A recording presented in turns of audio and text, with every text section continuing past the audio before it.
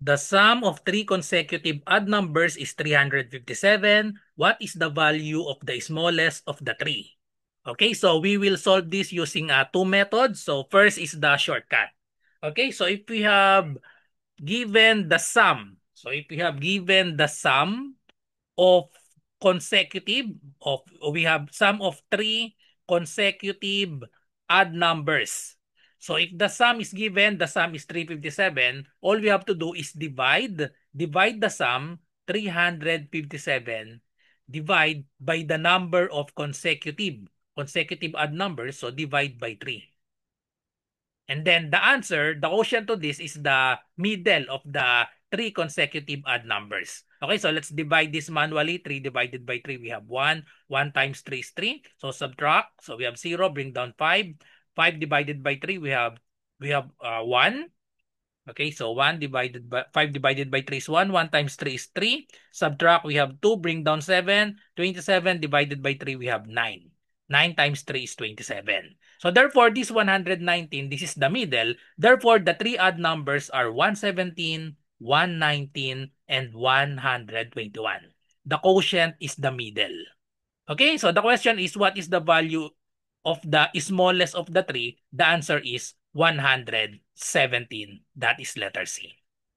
Okay, so that is the shortcut if the sum is given. Okay, so another method, we use algebra.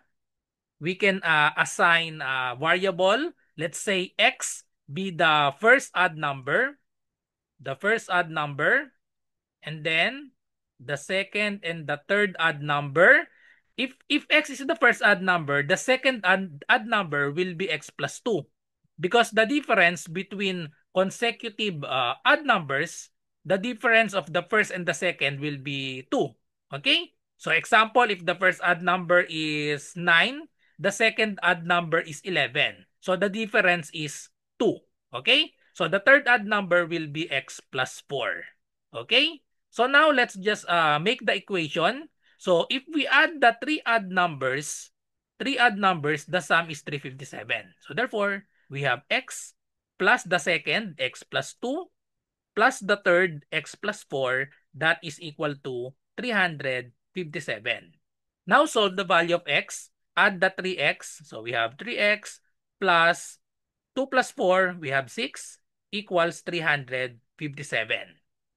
Put 6 to the other side. So subtract 6 on both sides. So cancel this. We have 3x is equal to 357 minus 6. So that is equal to 351. Last step, divide both sides by 3.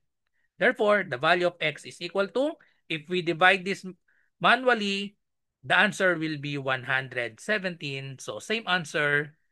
The smallest of the three is the first odd number, that is 117, letter C. Follow for more.